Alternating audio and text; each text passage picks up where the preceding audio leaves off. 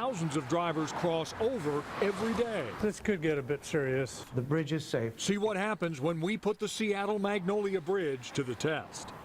As part of our investigation, we measured movement on the bridge and hired an expert who told us that bridge should be replaced. And then KIRO 7's Graham Johnson asked the city of Seattle why that's not as simple as it sounds.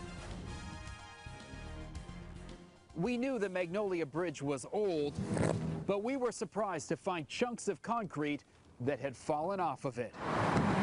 The Magnolia Bridge is hardly state-of-the-art. Parts of it shake from passing traffic. We use seismograph apps on an iPad and an iPhone to see how vehicles move the needle.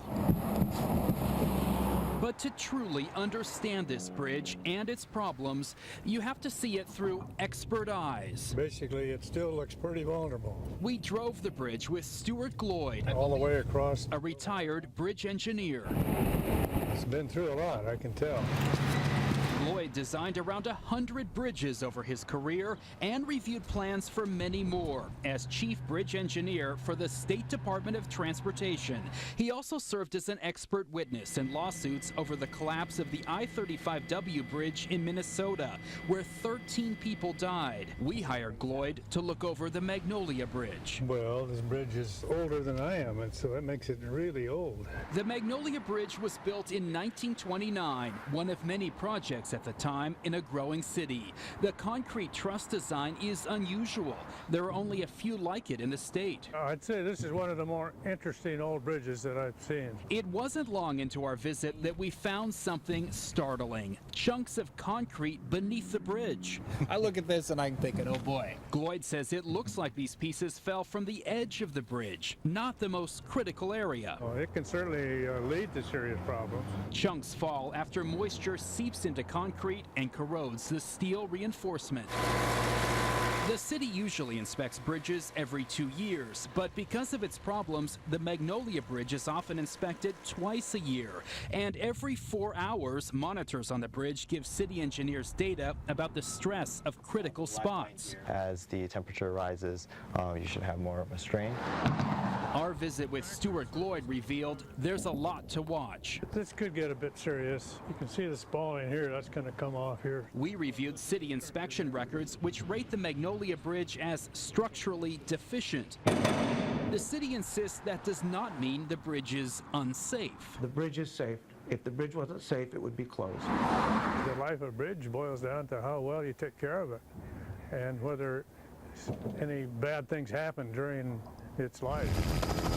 2 really bad things have happened to this bridge. In 1997, a mudslide seriously damaged the support structure. Then in 2001, the Nisqually earthquake took out nearly half the horizontal braces. After all the retrofitting, the bridge is now a patchwork quilt of engineering designs. Still here and still doing the job, but it's pretty fragile looking overall, and certainly would be nice to retire it. After the earthquake, the city started talking about replacing the Magnolia Bridge. Engineers held public meetings and did about 30% of the design work.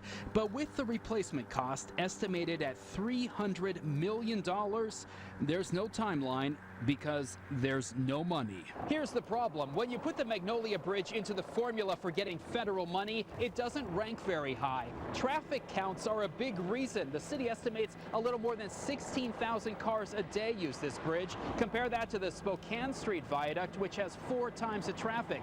And although this is the main route into Magnolia, there are a couple other ways to reach this neighborhood. City leaders tell us replacing the Magnolia Bridge remains high on their wish list.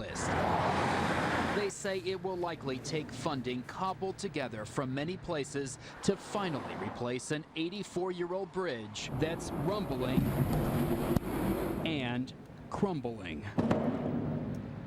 Adding to the problem, Seattle now has a $1 billion maintenance backlog on bridges and other roadway structures. And because the Magnolia Bridge is so vulnerable to earthquakes, the city is now exploring putting gates on the bridge to stop traffic immediately after an earthquake. At KIROTV.com.